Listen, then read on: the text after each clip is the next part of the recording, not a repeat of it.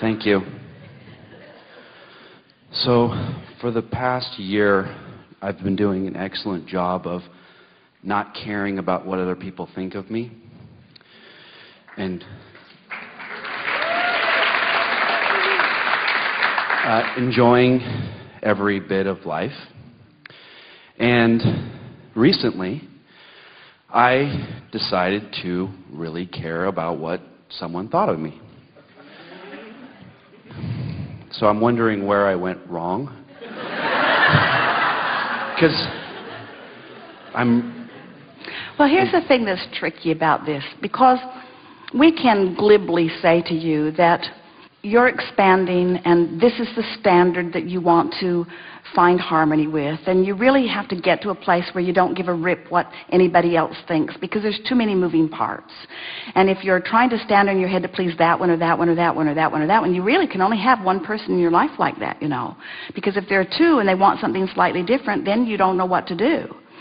But all of that is, while it is law-based, it's not the easiest thing in the world for you to make work in your life, because the fact of it is, there are a lot of people in your life, and a lot of people do hold you as their object of attention, and a lot of people do have a response to things you do and things you say and things you think. In other words, you're getting constant feedback. So if you've been trained, like most people do, to try to offer behavior that produces pleasing responses from them, then life's really busy for you. Your parents taught that to you early on. If you please them, they smile. If you don't please them, they punish you in some way. And without meaning to, they were well-meaning in every case, they trained you away from your own guidance system. And the thing that's tricky about that is that as you try to please that one, no matter what it is, there is a strong possibility that you are defying what you have actually put into your own vibrational reality, that your own source energy is calling you towards. So you really have come to a rather strong decision that is of great value when you say, I've decided that it matters most to me how I feel, because it matters most to me that I'm in alignment with Source. But then it turns out that it all kind of fits together nicely, because for you to be in alignment with Source, you must think loving and appreciative thoughts of whoever is your object of attention.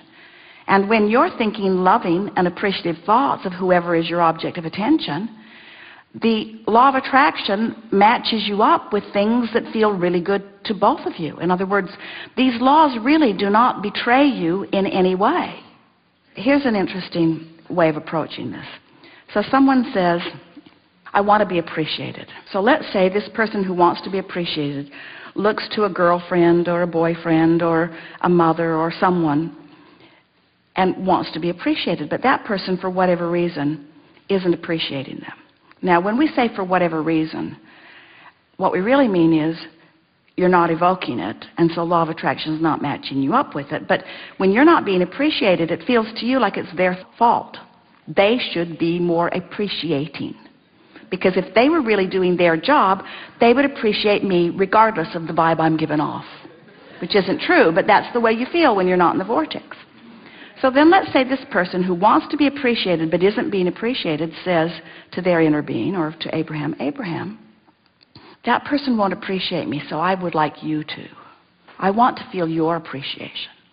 Well, now the interesting thing about reaching to your source for appreciation is that you gotta be in the vicinity of your source in order to feel it. Because your source is offering it all the time. That's the appreciation we want you to be reaching for, not from the peanut gallery. But now, hear how this plays out. So, okay, Abraham, I want to feel your appreciation, so I'm going to tune myself to feeling your appreciation. Guess what happens when you tune yourself to feeling the appreciation of your source? Your lover appreciates you too, because it was you all along. Isn't that interesting? yes. Oh, now you appreciate me. Now I've tuned myself to Source. Oh, now you'll appreciate me. Where were you when I needed you? Well, that's just the way the laws of the universe work, you see. So when you say, I'm not going to give a rip what anyone thinks, we want to modify that by saying, you can't help but care about them because you've put so much of them in your vortex. You have created a version of them in your vibrational reality. And the version of them, oh, this is so good. The version of them that you've put into your vibrational reality is someone who loves, and someone who's stable, and someone who's sure, and someone who knows you and loves you and wants to be with you. That's the version of them that you've put there, you see. And so it's your job to see that version and only that version, no matter how they're behaving. And that's the tricky thing, because some of them are loud.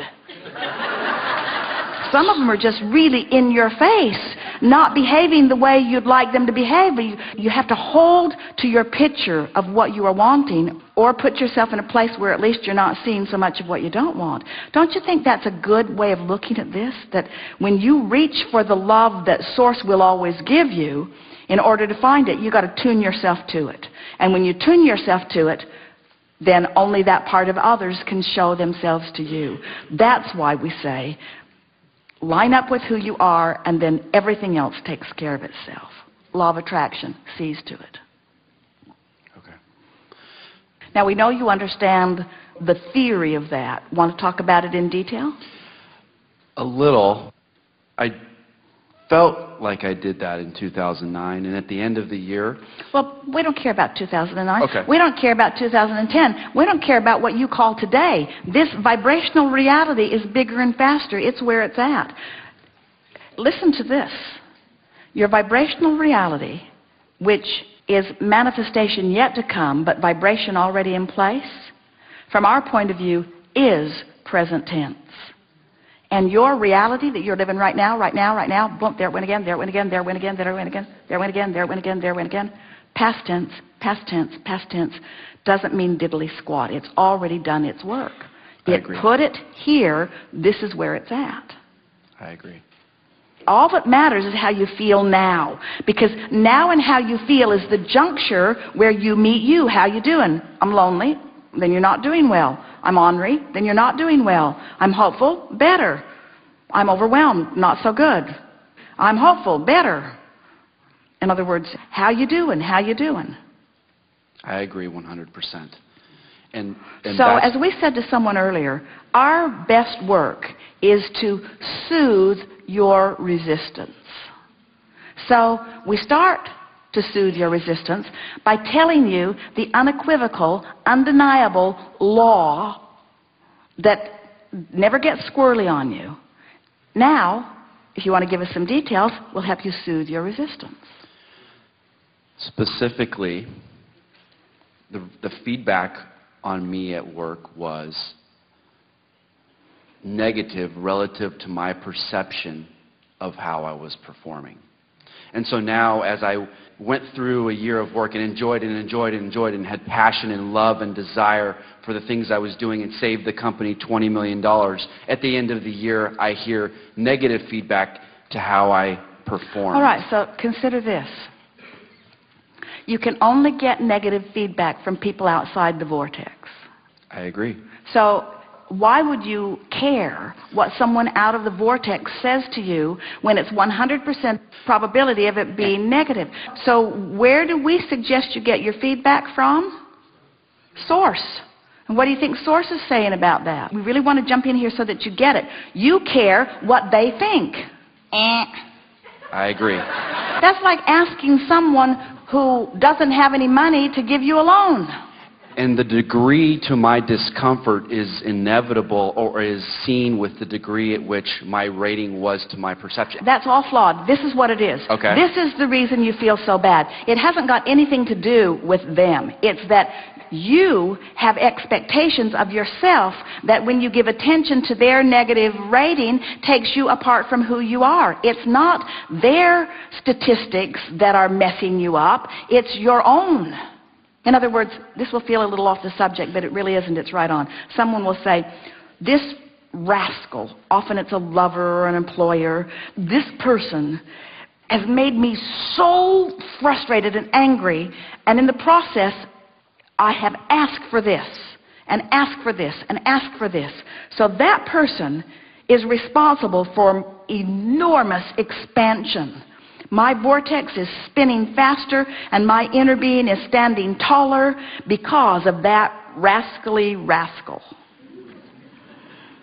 So that person is the reason that I expanded. And that person is also the reason that I don't take my expansion, because I'm looking and listening to what that person says. Correct. So we think you had a good idea in the beginning, not to give a rip what that person thinks. But that's not going far enough. You have to thank them and their trouble for the expansion that they affected in you. You see, you're not upset because their rating of you isn't pleasing them. You're upset because your attention to their negativity is not who you are. Can you feel that? Yes. And you said some words that were very telling in that, because you kept saying, my perception and their perception. Their perception of me doesn't measure up to my perception of me. And we say, no, that's not what it is. Your perception of you isn't matching up to your perception of you. They are irrelevant. They were only fodder for your expansion. Thank you. Because it's so interesting. That's like having a really contrasting person really make you expand and then feel bad that they're not at the vortex party. They can't come to the vortex party. They were the trouble that made you expand, you see. And you're needing them to come and celebrate with you your success is off base, because that's not where they're vibrating right now. And you have to let that be all right and love them for the important part they did play in your expansion. I love the vortex. It feels so good to be there. You know what the best part of the vortex is? Tell me. The best part of the vortex is going in. Because after you're in there a while, you get bored. Really, the best part of the vortex is going in, which makes those troublemakers really important to your exhilarating life, because they make trouble and out you go, and then you make your way back in, and whoo, how good it feels. And you get to go to a new place because they prodded you into expansion. So what you really want to do is thank all of them. Write letters to all of them. You especially were the most troubling one of all. And therefore, I credit you with the majority of my expansion in the year 2009. And I'm so looking forward to completely ignoring your opinion of me in the year 2010 in order to reap the benefit of all that you helped me to achieve in 2009. I love it. I love it. Remind me for just 2 seconds again how to just continue to maintain and stay in that vortex and never come out. Never come out. I never want to come. You missed the point. If we say to you, the best part is going back in, if you never come out, you're going to miss the best part. Thank you very much. Because step one is the contrast that causes the expansion, you see. So you just got to love it all. I do. Good time for a segment of lunch.